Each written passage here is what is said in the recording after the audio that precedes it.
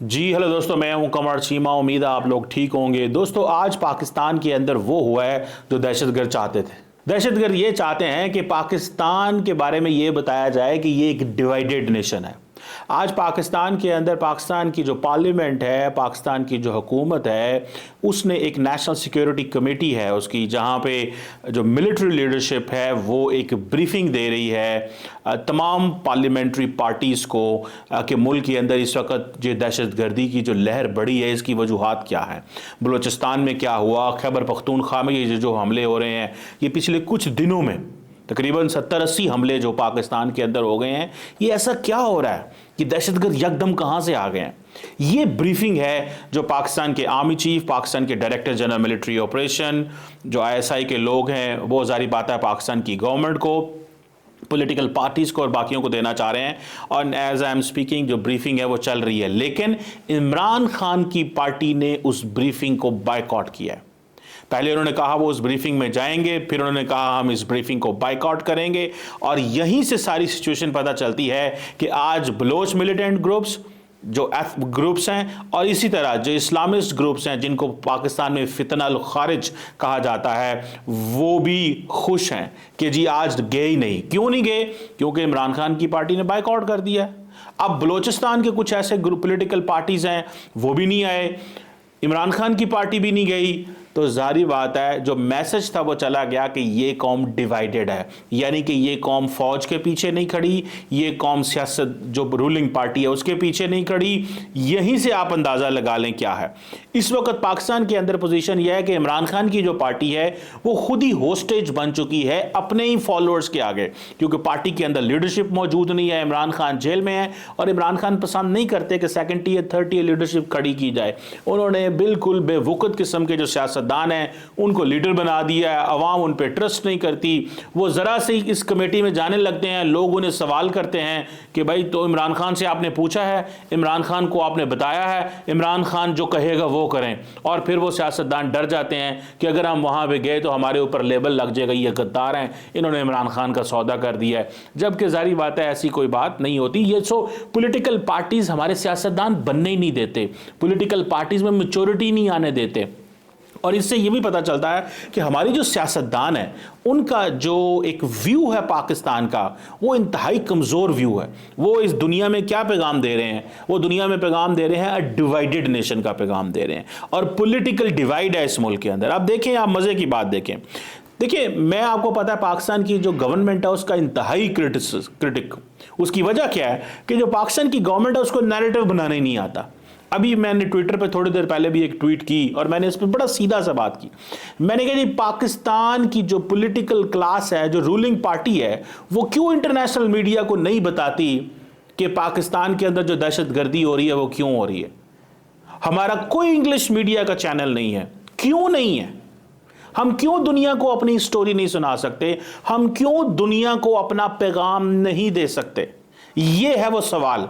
पाकिस्तान के foreign minister, Pakistan के defence minister, Pakistan के इंफॉर्मेशन मिनिस्टर और पाकिस्तान के प्राइम मिनिस्टर, इनमें से इंफॉर्मेशन मिनिस्टर, इंटीरियर मिनिस्टर, ये 5 लोग ऑलमोस्ट ऐसे इंपॉर्टेंट हैं जिनको इंटरनेशनल मीडिया से बात करनी चाहिए। एक भी इंटरव्यू नहीं है, एक भी इंटरव्यू नहीं है। सारा दिन उर्दू में बातें करते हैं, सारा दिन बात जो करते हैं वो इंटरनल बात करते हैं। हाँ, एक और मसला भी है, शायद ये समझते हैं, इनमें से 1-2 डिफेंस मिनिस्टर ने 1-2 बात की है, लेकिन बाकी या इंफॉर्मेशन मिनिस्टर ने थोड़ी सी बात की है, लेकिन ये अपने ऑडियंस, अपनी आवाम से बातें करते रहते हैं। ओ भाई, दुनिया को बताना है। आप ये कह रहे हैं कि rules of the game change हो गए हैं। रूल्स ऑफ द गेम क्या है कि अब जहां से खतरा निकलेगा वहां जाके हिट करेंगे। मैं तो वैसे इस चीज का सपोर्टर था कि जब पाकिस्तान ये कह रहा था कि जनाब अफगानिस्तान, बलोचिस्तान के अंदर वो जो दहशतगर्द हैं अपने अफगानिस्तान के लोगों के साथ जो है वो राब्ते में थे और उनके हैंडलर उनको बता रहे थे। भाई, अगर आपको इतना पता है वो राब्ते अफगानिस्तान में है तो आपने अपनी एयरफोर्स का इस्तेमाल करके वहां स्ट्राइक क्यों नहीं की? आपने क्यों वहां पे हमला नहीं किया?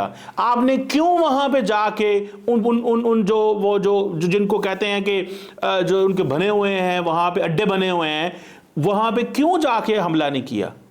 मुझे तो सारी की सारी अप्रोच डिफेंसिव है। इस दुनिया में आप डिफेंसिव नहीं रह सकते। देखिए डॉक्टर जयशंकर से, देखिए डॉक्टर जयशंकर से एक रीजनेबली इन एन आर्गुमेंटेटिव वे कैसे ऑफेंसिव होना है।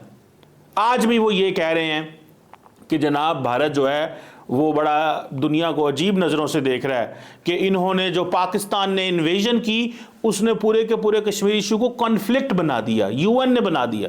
मतलब वो हिस्ट्री ठीक करने जा रहे हैं और हमारी हिस्ट्री, वो तो अंग्रेजी में बात करते हैं ना। हमारे यहाँ क्या होता है, हमारे यहाँ पे जो राइजीना डायलॉग जैसे प्रोग्राम होते हैं उसमें बाहर से हम लोग बुलाते हैं, अपनी मर्जी के लोग बुलाते हैं, वो बंदे जो हमारे हुकूमत के बारे में गलत बात ना करें, हमारी स्टेट के बारे में गलत बात ना करें। भाई ठीक है वही बुला लें, लेकिन दुनिया से बुलाएं यार। 2-4 बंदे हैं जो पाकिस्तान के बारे, 240-50 मिलियन का मुल्क है, यहाँ पे 10 लाख लोग भी ऐसे नहीं है जो इंग्लिश सुनते होंगे। मतलब हमें, मुझे तो कोई समझ नहीं आ रही। अब वो कहते हैं जी इंडिया ने वो जनाब कर दिया। और भाई जब दहशतगर्द ये पैगाम देने में कामयाब हो गए हैं कि पाकिस्तान तकसीम है, डिवाइडेड पाकिस्तान है, लीडरशिप बोल नहीं रही, डरती है।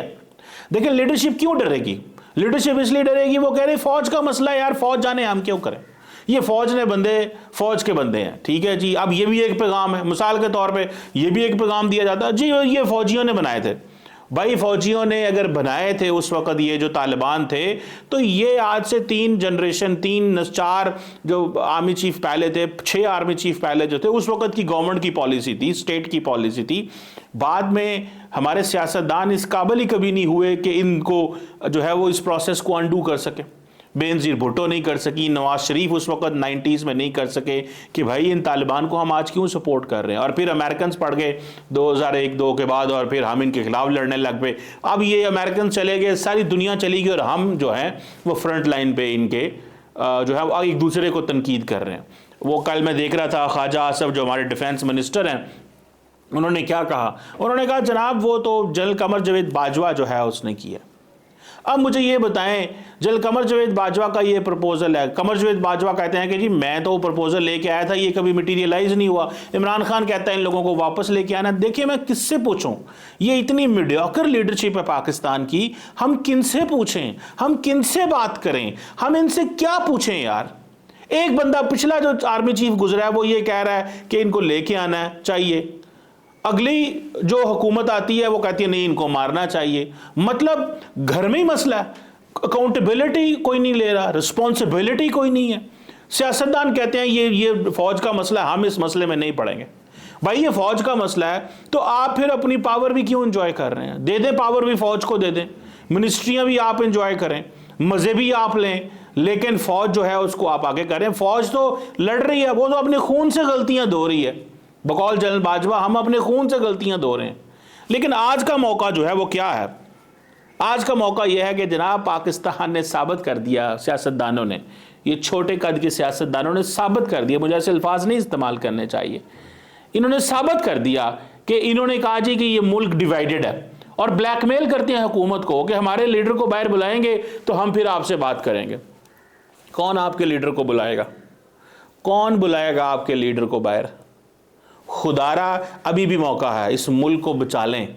ये जो 240-50 मिलियन का मुल्क है जहां पे 65% यूथ है, आपको मैं बंदा अगले दिन मैं एक जगह पे कहीं बैठा हुआ था तो उन्होंने कहा जी ये इस्लामाबाद में एक मदरसा, एक कब्रिस्तान है, उस कब्रिस्तान में जो लोग हैं वो बड़ा बाबरकत कब्रिस्तान है।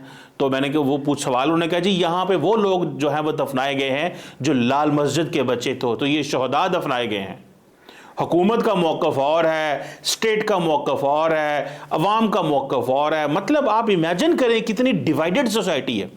मतलब अगर हुकूमत लड़ रही है, फौज लड़ रही है, अवाम मानती ही नहीं है।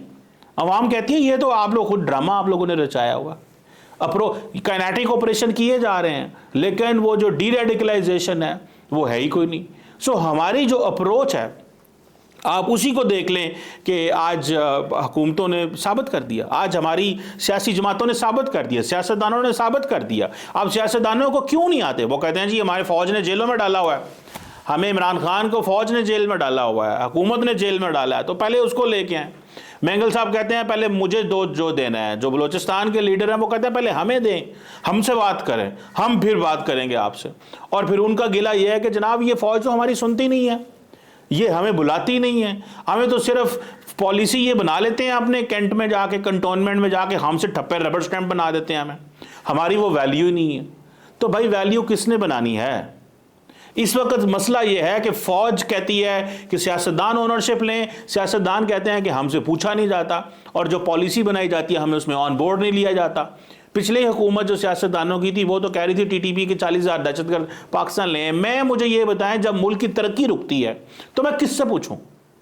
मैं किससे सवाल करूं? मुल्क की तरक्की जब रुकती है, क्या मैं फौज से पूछूं, मैं सियासतदानों से पूछूं, मैं इमरान खान से पूछूं, मैं नवाज शरीफ से पूछूं, मैं आसफ जरदारी से पूछूं, मैं किससे पूछूं?